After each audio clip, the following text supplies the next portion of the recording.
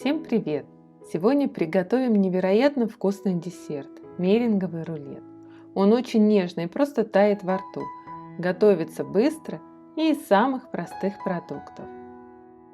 Список всех необходимых продуктов вы также найдете внизу в описании под этим видео. Приступим. В чистую сухую емкость добавляем белки и взбиваем с щепоткой лимонной кислоты до образования пены.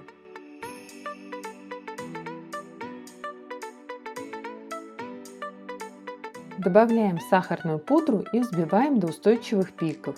У меня это занимает около 7 минут. Добавляем крахмал и перемешиваем еще 30 секунд. Противень я смочила водой, чтобы лист пергамента не ездил.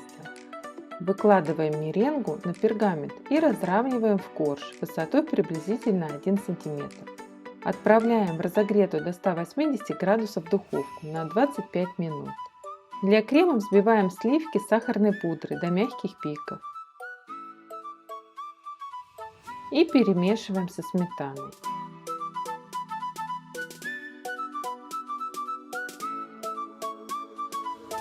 Готовый корж перевернуть на другой лист пергамента и снять верхний лист.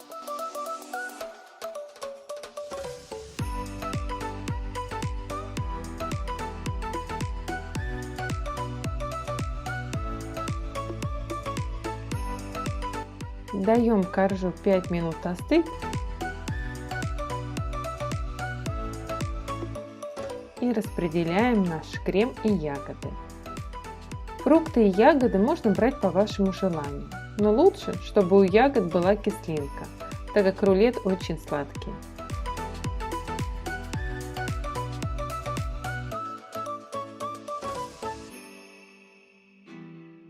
Сворачиваем в рулет и отправляем в холодильник на 1 час для стабилизации.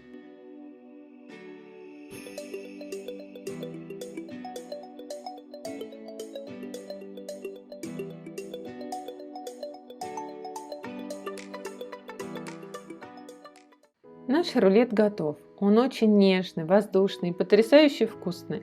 Попробуйте приготовить, уверена, что вы будете в восторге от результата. Надеюсь, что видео понравилось, и вы не забудете поставить лайк и подписаться. Чтобы не пропустить остальные рецепты, нажимайте колокольчик. До встречи!